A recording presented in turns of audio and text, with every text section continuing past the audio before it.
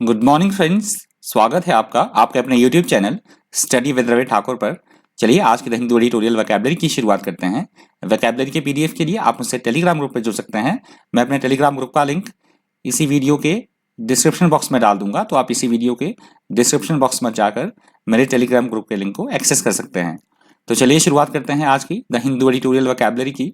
आज की वोकैबुलरी का पहला वर्ड है शेकल्स, SHACKLES, शेकल्स।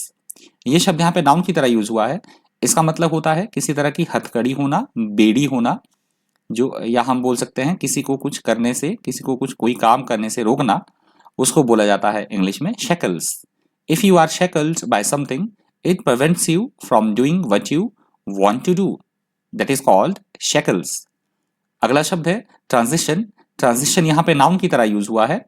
इसका मतलब होता है किसी भी चीज में बदलाव करना, किसी तरह का कोई परिवर्तन करना, या हम बोल सकते हैं परिवर्तन का समय, या एक और सेंस में इस वर्ड का यूज होता है किसी भी बीमारी या रोग का फैलना, उसका संक्रमण होना, उसे बोला जाता है इंग्लिश में transition. Transition is the process in which something changes from one state to another, that is called transition. अगला शब्द है एनविजन। एनविजन यहाँ पे वर्ब की तरह यूज हुआ है। इसका मतलब होता है किसी चीज के बारे में सोचना, उसकी कल्पना करना, इमेजिनेशन करना, इमेजिन करना, उसे बोला जाता है envision. Picture to oneself, imagine, possible, that is called envision. अगला शब्द है सैंक्शंस। सैंक्शंस यहाँ पे नाउन की तरह यूज हुआ है।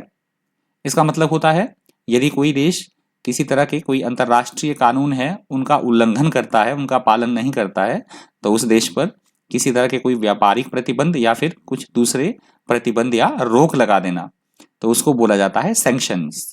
Sanctions are measures taken by countries to restrict trade and official contact with a country that has broken international law. I hope आपको समझ में आ गया होगा sanctions का मतलब क्या होता है। अगला शब्द है हमारा बुलिंग, BULLYING, बुलिंग। ये शब्द यहाँ पे वर्ब की तरह यूज हुआ है। इसका मतलब होता है किसी को डराना या उसको धमकाना, धमकी देना किसी को या डरा देना उसको, उसे बोला जाता है इंग्लिश में bullying. A bully is someone who uses their strength or power to hurt or frighten other people. That is called bullying. अगला शब्द है meddling. meddling यहाँ पे नाउन की तरह यूज हुआ है।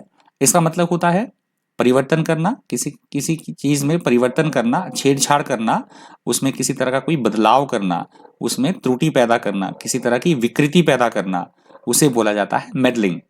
The act of altering something secretly or improperly, that is called meddling.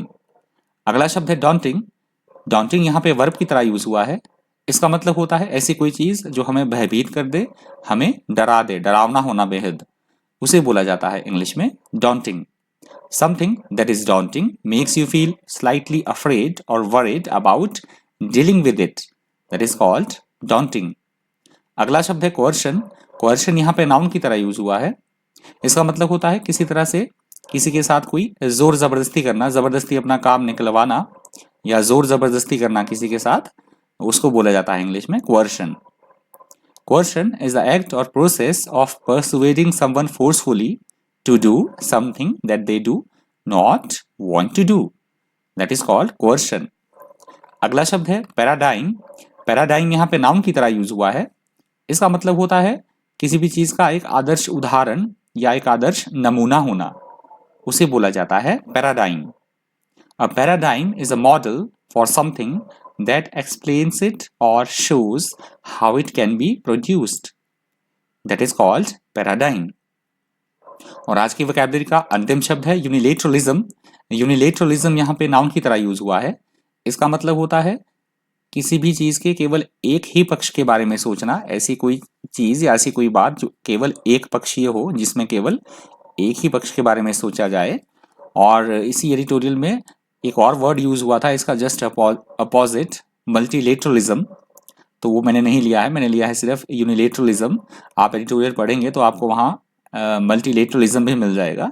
तो उसका मतलब होता है बहुपक्षीय, जो कि सारे पहलुओं के बारे में सोचा जाए या सभी दोनों जितने भी पक्ष हैं उन सभी पक्षों को कंसीडर किया जाए। पर यहाँ पे मैंने लिया है यूनिलेटरलिज्म, तो इसका मतलब होता है केवल एक ही बात के केवल एक ही पक्ष के बारे में देखना, एक पक्षीय होना, उसको बोला जाता है यूनिलेटरलिज्म। Unilateralism is used to refer to a policy in which one country or group involved in a situation takes a decision or action on its own without the agreement of the other countries or groups involved. तो ये मैंने इसलिए लिखा है English में क्योंकि इस context में ये यूज हुआ है। अगर आप एडिटोरियल पढ़ेंगे तो आपको पता लग जाएगा इस वर्ड का यूज किस तरह से हुआ है एडिटोरियल में, यूनिलेटरलिज्म का। तो आज की वोकैबुलरी का अंतिम शब्द था। यदि आपको वीडियो हेल्पफुल लगा हो, इन्फॉर्मेटिव लगा हो, आपने वीडियो से कुछ सीखा हो, तो प्लीज़ वीडियो को लाइक कर दीजिएगा, ज़्यादा से ज़्यादा वीडियो को शेयर कर दीजिएगा। और अगर आप मेरे चैनल पर नए हैं तो चैनल को सब्सक्राइब करना बिल्कुल मत भूलिएगा। तो आज की द हिंदू एडिटोरियल वोकैबुलरी में इतना ही। Thank you, thanks for watching.